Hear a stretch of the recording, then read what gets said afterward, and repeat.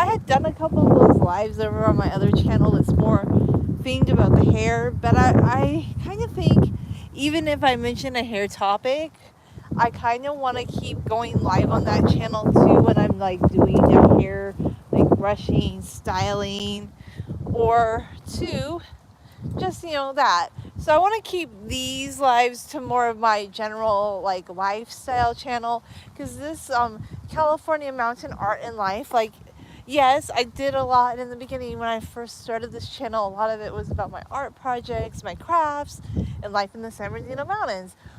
And even though I don't live in the San Bernardino mountains anymore, I still live close to the San Bernardino mountains, so I do feel like there is some pertinence to mountain life, I would say.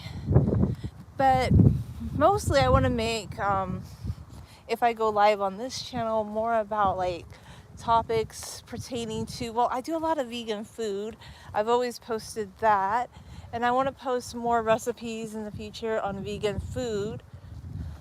Definitely, that's my goal, is to post more vegan food recipes. So yeah, anyway, so I kind of did a funny little video about like apple pie, and you can totally make apple pie plant-based. I actually want to make another apple pie right now.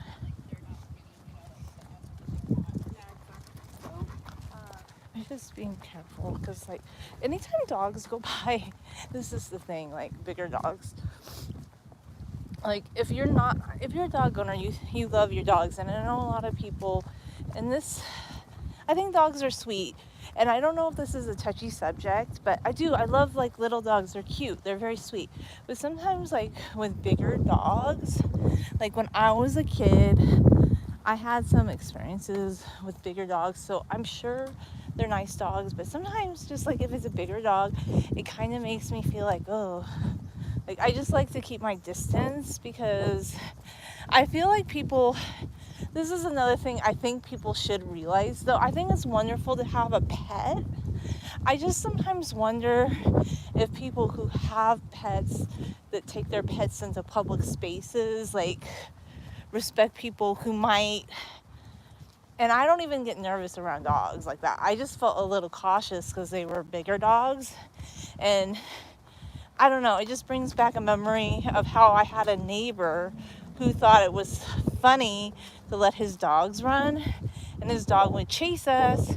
And I remember my mom used to babysit this kid, and he forgot his toy one day. And I was like, it's just a toy, right? It's just a little toy.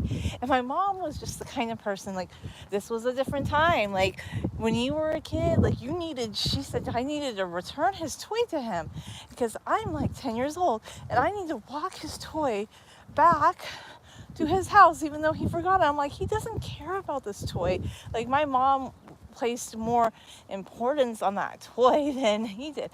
So I tried to walk the toy to the neighbor's house, the boy that my mom babysat, and then this guy just had his dog running it, started chasing us, and I just remember that. And she didn't even believe me. I was like, she goes, oh, you're just being like not wanting to take the toy back. And I'm like, I took his toy back. I don't know what you want. So anyway, it turned out he didn't even remember. Like, a kid is gonna remember from one second to the next if they left a little Pluto toy at somebody's house, which they could get the next day. But back in the late 80s, early 90s, the world was different. You had to, like, just zillennial kids, like, the things that were expected of us, it was pretty high tier. Like, when they say, like, latchkey kids, that's not made up. That's a real thing. Zillennial kids, people born late 70s, early 80s, and even millennial kids, like early elder millennials.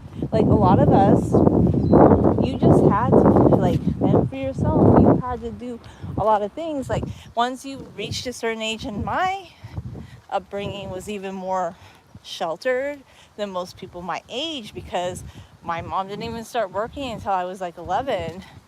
And the neighbor kids, who were sometimes younger than us, people, like the parents, even though some of the parents didn't work, they would send their kids out into the wild, and they'd be like, oh, you could go to Julia's house because her mom's home and she'll make you lunch. And some of them would show up at our doorstep because they knew my mom would feed them. And these parents literally lock their kids out of the house. And that was a thing. So when people talk about millennial, like elder millennial, Generation X kids that they were left to fend for themselves, that was a real thing. Like in our neighborhood and many people I knew, like the helicopter parent, there were a few of them, but they were not like the norm. They were the exception to the rule. And even if you had more of a sheltered upbringing, by the time you were 10 or 11 in, I would say, late 80s, early 90s, you were expected like to be able to babysit your younger siblings, neighbor kids. Like there were just expectations. You had to clean. Kids that were older started getting jobs. Like there was a